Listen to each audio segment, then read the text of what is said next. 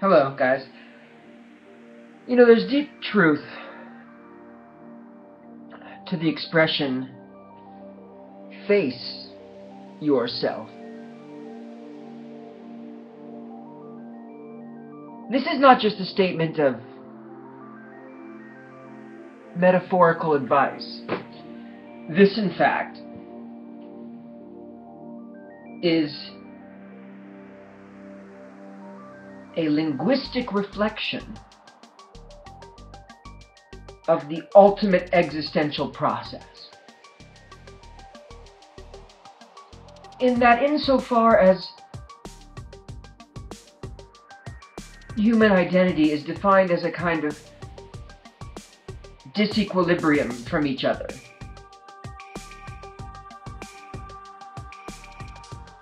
it is only by facing oneself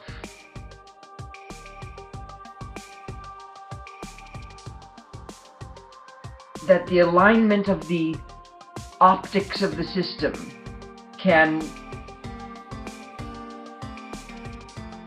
prismatically focus once again on a single form.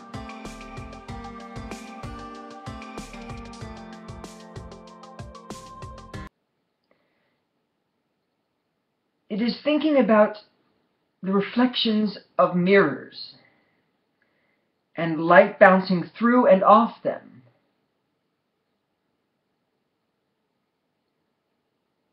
that I think you get the deepest insight into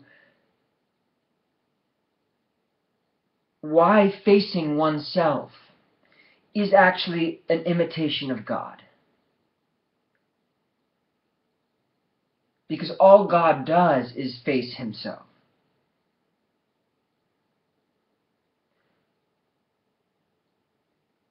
Through the other. You see. That's the trick of it. That's why God's not a solipsist. Even if God had not created anything contingent, God would not be a solipsist. That's the one thing God would not be, for sure. Because contained in the essence of God is infinite differentiation of potential, but corresponding to a single existential reality. But the difference of God, the difference within God, is the difference of the different potentialities which can relate to the same structural object in concept space. I mean, what happens to the world when just metaphysical visions like concept space become just the way people talk to each other? It would change reality.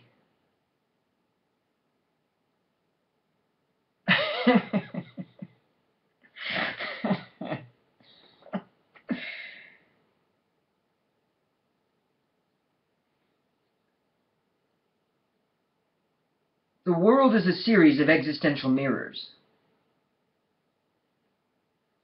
through which meaning itself is reflected. And the system,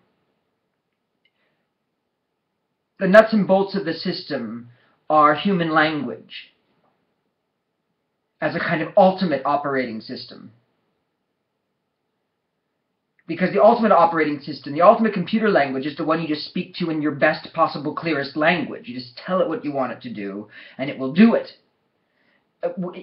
Through mechanisms you have no idea.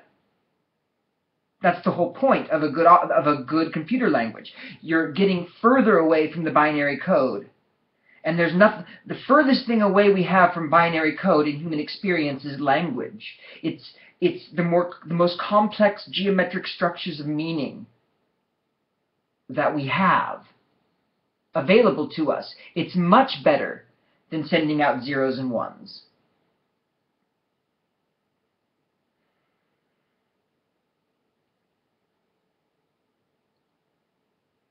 We're controlling it with our language in ways that we don't understand.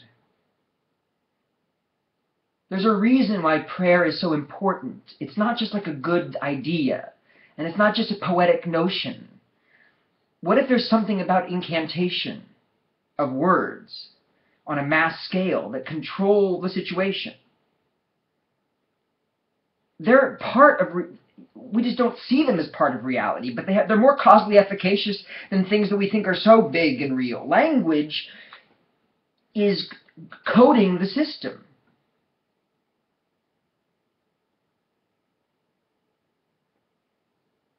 Around itself. And it's held up by syntax, you know?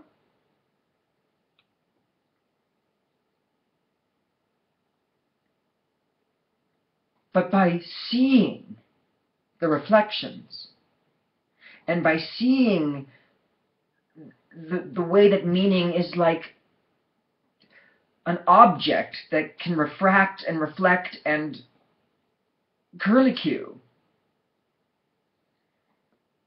this notion of truth as structural it reemerges. It's like, it is like truth is an object. Really an object. Which, you know, what is it? Is it an it? Is it you? Is it me? It is love.